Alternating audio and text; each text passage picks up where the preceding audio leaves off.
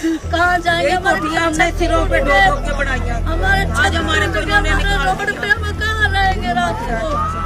कहाँ किराए पे? हमारे बात नहीं है किराए पे रहने की। हमारे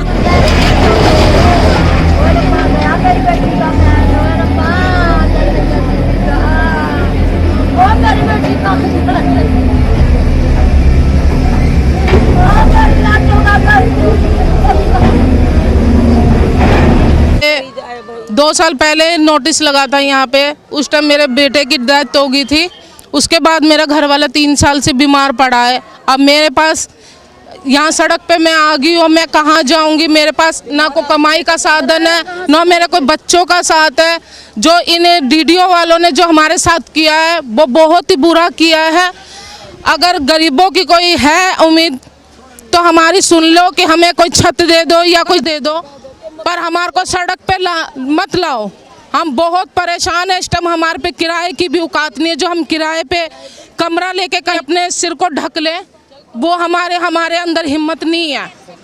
हमें कुछ भी किसी ने नहीं दिया है। ओम प्रकाश जो हमारे उसमें है विधायक कहेंगे, उन्होंने हमारी एक नहीं सुनी। हमने बहुत हाथ जोड़ कर बहुत कुछ करके देख लिया, पर कुछ नहीं उनको तरस आया हमारे ऊपर। आज हम बहुत परेशान हैं। अगर हमारे ऊपर कुछ है दया तो हमारी सुनो और हमारे ऊपर कृपा करो।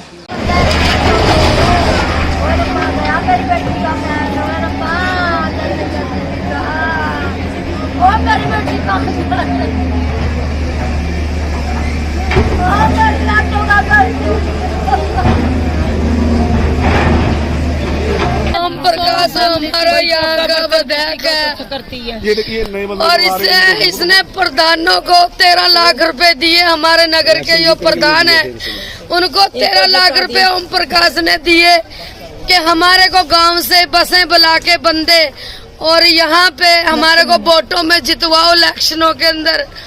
उसके चक्कर में वो लोग पैसे खा गए। आदमी एक नहीं बुला के वोटों में जितवाया उसको।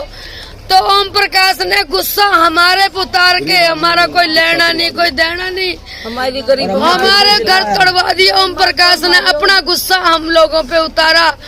मेरी 2 बहनें खत्म हो गई इसी जगह पे, मेरा बेटा खत्म हो गया, मेरी बहन की लड़की का कोई नहीं है। मेरे 3-4 परिवार एक साथ हम रहते थे, आज हमारा घर तोड़ दिया। सर हमारी कुछ हेल्प की जाए, हमें इतनी हेल्प करो कि हमें कोई जगह मिल जाए या कोई मुआवजा मिल जाए।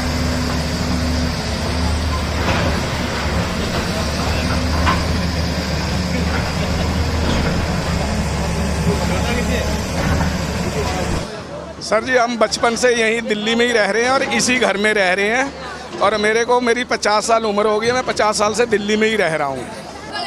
घर तोड़ रहे हैं। ये हमारे जो विधायक ओम प्रकाश शर्मा जी हैं, इन्होंने जानबूझ के तोड़वा रहे हैं। मीडिया वालों के प्रेशर में कोई ये जान के 2-4 दिन का बाद का टाइम दिया और पहले बनाने लग गए हैं। यहाँ मेरे माता पिता जो कम से कम 75 सालों से यहाँ रह रहे हैं और 1957 के अंदर नेहरू जी ने ये ज़मीन दान में दी थी और तब से मेरे माता पिता यहाँ रहते हैं। 1963 के अंदर मैं यहाँ जन्मा हूँ और जन्म भी इसी घर का है मेरा। और आज 2023 के अंदर ये मकान ध्वस्त कर दिया है। सरकार ने हमारे लिए कुछ भी नहीं किया, जो कि सरकार को कम से कम गरीब आदमी देखकर 12 गज का भी इंतज़ाम कर देते ज़मीन का तो हम सर छिपा कर बैठ सकते थे, हमारे सर के ऊपर छत आ जाती है। आज हमारा मकान तोड़ दिए हैं, हम लोग कैसे जिएंगे, कहाँ जाएंगे? गरीब आदमी, मैं ऑटो चलाता हूँ, ऑटो वाला घर कितना किराए भी लेने के लिए किराया भी नहीं दे सकता, नया ख़रीदने के लिए तो पैसे हैं नहीं हमारे पास। हम बहुत मजबूर हैं और हमारे विधायक साहब हैं, उन्होंने भी हमारी कोई मदद नहीं करी और प्रशासन ने भी कोई मदद नहीं करी हमारी।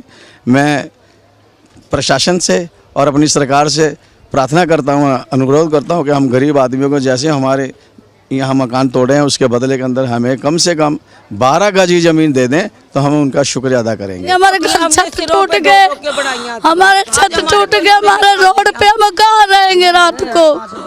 कहाँ किराए पे, हमारी औकात नहीं है किराए पे रहने की, हमारे को घर मिलना चाहिए। मोदी ने कहा था कि जहाँ झुग्गी वही मकान, अरे हमारे तो मकान तोड़ दिए। आज इन्होंने हमारे को निकाल मोदी के लिए ये है कि झुग्गी, हमारे लिए महल है, हमारे आज महल टूटे, लोगों के लिए झुग्गी टूटी है, लेकिन उनके लिए झुग्गी टूटी है, लेकिन हमारे महल टूटे हैं। हमारे सपने थे, हमारे बच्चे के आज छत चला गया, हमारे बच्चे रोड पे आ गए, बताओ कहाँ रहे। यहीं देखा जाए तो सिर्फ डिमोलेशन एक चरम सीमा पे चल रहा है, बाकी कोई सरकारी काम, कोई चाहे वो किसी की नौकरी का काम हो, चाहे वो किसी की बच्चे की एजुकेशन का काम हो, कुछ भी हो, कुछ नहीं चलता। ये सेंट्रल गवर्नमेंट एक भारत देश के नाम पे एक भद्दा है, ये पूरा आधा भारत निगल लेगी, और ये भारत निगलने के बाद ना यहाँ कुछ नहीं, यहाँ फॉरेनर्स आएंगे, हम लोगों के गरीबों के घर टूटे हैं, हम गरीबों के घर टूटे, देखो अब वो तो टूट गए, वो नहीं रुकेगा।